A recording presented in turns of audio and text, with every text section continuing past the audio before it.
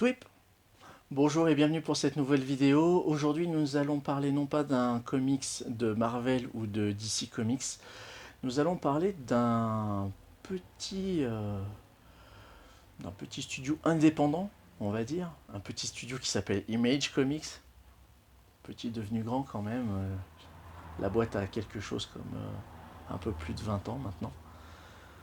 Il s'agit d'un titre qui a été traduit chez nous, qui a connu 2 tomes et qui n'en connaîtra pas de troisième. C'est une occasion manquée, clairement pour moi.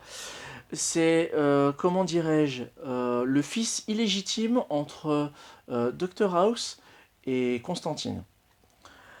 Je veux bien évidemment parler de Witch Doctor. Alors Witch Doctor, de quoi ça parle? Ça parle de ce monsieur-là, qui a l'air d'être un toubib, mais en fait il est rompu aux arcanes un peu occultes, ésotériques et compagnie, et qui a une approche très médicinale de la chose. J'en veux pour preuve les nombreux ustensiles et les nombreux gadgets qu'il déploie. Pour donner une idée du ton, voilà, une auscultation d'un mec possédé au statut. Je le vois bien faire ça sur la gamine de l'exorciste de William Friedkin, si vous voyez le délire. Euh, c'est une histoire en fait qui prend place dans un univers assez sombre forcément, puisqu'il est question de démons, de monstres qui traversent une dimension pour investir notre monde. Et quand il y a possession, eh bien on fait appel à ce fameux Toubib. Mais ce Toubib, il n'agit pas seul. Il n'agit pas seul, comme tous les tout bons Toubib. Il a des assistantes, il a des infirmières. Lui, il en a une en particulier. C'est cette personne qui est là. Et comme vous le voyez, elle ne manie pas un bistouri. C'est une possédée, on va dire. On va simplifier. Bien évidemment, vous vous doutez que le fil conducteur entre les différentes petites histoires qui égrènent ce tome 1 et ce tome 2, c'est la relation qu'il va entretenir avec cette assistante. Oh, rien de sexuel, hein, vous vous doutez bien que c'est complètement professionnel et ésotérique comme propos. Au niveau du délire graphique, on est assez proche Ouais, on est assez proche des pulps, hein, clairement. Il y a un petit côté un peu cradingue. Au niveau anatomique, ça respecte pas vraiment les codes ou quoi que ce soit.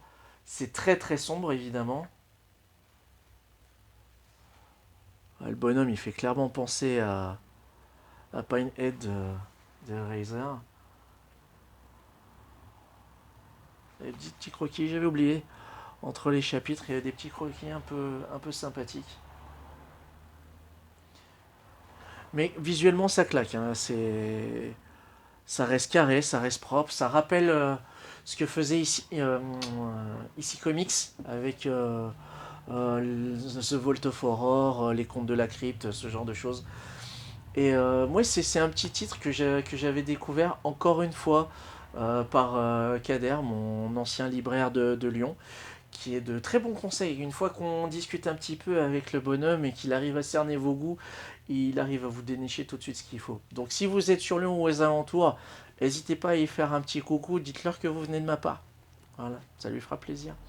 Quoique là, en ce moment, avec le reconfinement, ça sera plus du click and collect.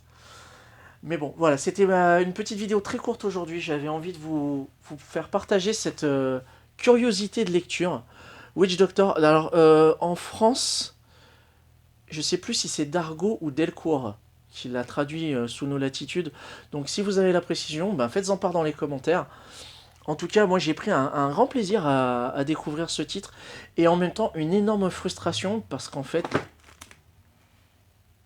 le tome 3, c'est ma bibliothèque qui se casse la gueule derrière parce que j'ai prévu d'autres titres. Euh, je sais plus ce que je disais. Oui, je suis frustré parce que l'histoire ne connaît pas de réelle conclusion. Je sais pas ce qu'il en est. Donc voilà. Mais si vous voulez quand même vous faire une idée sur le délire, N'hésitez pas à vous plonger dessus, vous trouverez ça très facilement normalement sur le marché de l'occasion. Et normalement à pas cher. Voilà, c'est le tout. On va terminer là parce que ça commence un peu à partir en sucette. Merci d'avoir regardé cette vidéo jusqu'au bout. Je vous remercie pour votre fidélité.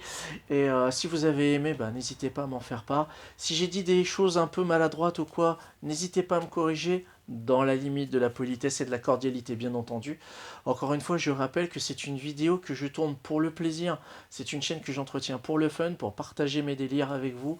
C'est fait avec le cœur, mais tourné avec les pieds. J'ai modifié un petit peu la chute. Et dans tous les cas, je vous donne rendez-vous très vite, très bientôt, très vite, très bientôt pour une prochaine vidéo. Et un gros nuage est en train de passer. Et l'image devient dégueulasse. On s'arrête là. Passez une bonne fin de journée. À bientôt. Salut!